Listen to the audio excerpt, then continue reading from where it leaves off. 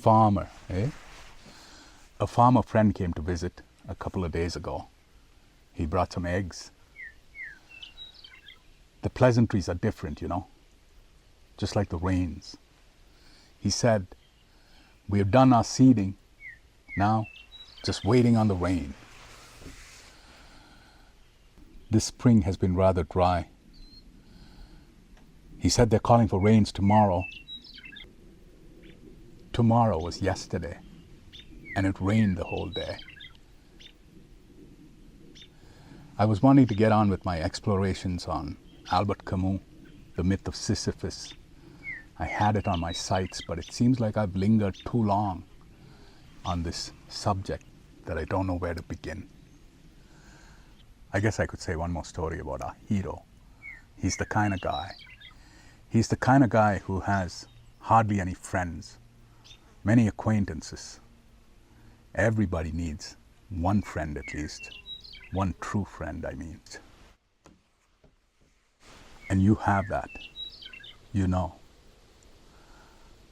Back in the day, the most honorable way to end a disagreement, settle it, was a duel. And this is the circumstance that our hero found himself in. Lucky for him, he had this one true friend who's a doctor, a good man. He got into some trouble once because he had the habit of drawing caricatures of his patients. It was a private collection. But word got out, and a lot of his patients, they were incensed. They discarded him. Our hero and him, they have at least one thing in common. They like to discuss abstract subjects, philosophical, metaphysical, and convictions. And so they meet frequently and discuss these opaque subjects with great seriousness until one of them realizes that the other is throwing dust in his eyes, which results in the two of them staring at each other in silence and then bursting out into a hearty laugh, after which they both separate, content with their meeting. I remember back in high school, the way to settle a disagreement those days was a fist fight. You win some, you lose some. Until recently, if you were watching ice hockey, you would have noticed the dropping of the gloves. It's a ritual when the situation called for it. But back in our hero's days, the duel, the honorable way to settle a disagreement. And so if you were a contender of one of these duels, then you would nominate a second.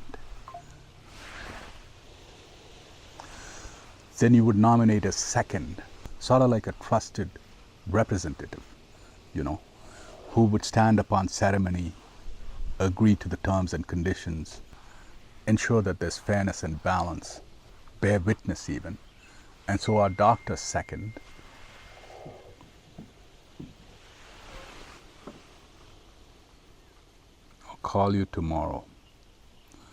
I'll call you tomorrow, she says. Okay.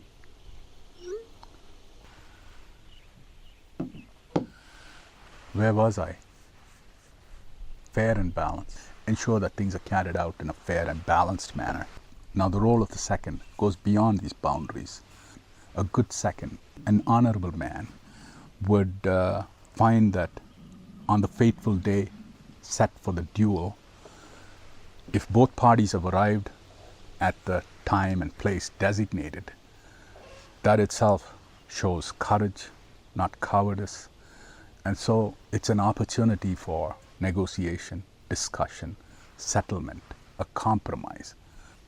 And as you might have guessed, these duels, they occur between people who are known to each other, sometimes friends. They get into a situation where it becomes too much.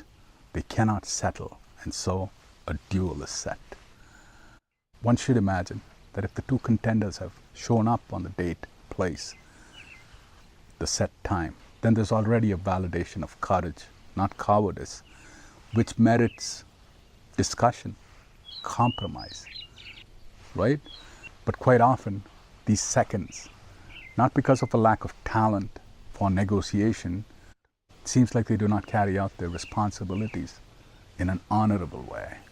And the duel takes place as it did in this case, where the hero's second, the good doctor, had offered a few off-ramps, and so the unfortunate end for our hero's opponent.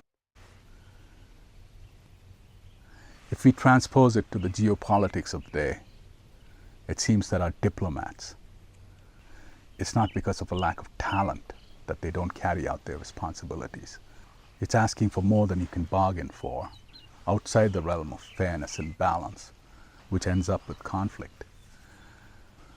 While riding back, he falls into a sorrowful lament. He says the following: "That is just like men. They're all the same. They know beforehand all the bad points of an act, and yet they help, they advise, even encourage, knowing fully well the impossibility of any other expedient. And then they wash their hands of the whole affair, turn away with indignation from him who's had the courage to take the burden of the whole responsibility upon himself. They're all like that, even the most good-natured, the wisest." Of course, you could transpose this situation to a corporate environment where there are these people who play the role of seconds but not really in a dual situation. I guess in a way you could say to advance their agenda, they help, advise, even encourage you, for example, to go to HR. And if things go as per their plan, big kudos to you. And if it doesn't, they wash their hands off and walk away with indignation to him who's had the courage to take the whole responsibility upon himself. They're all like that.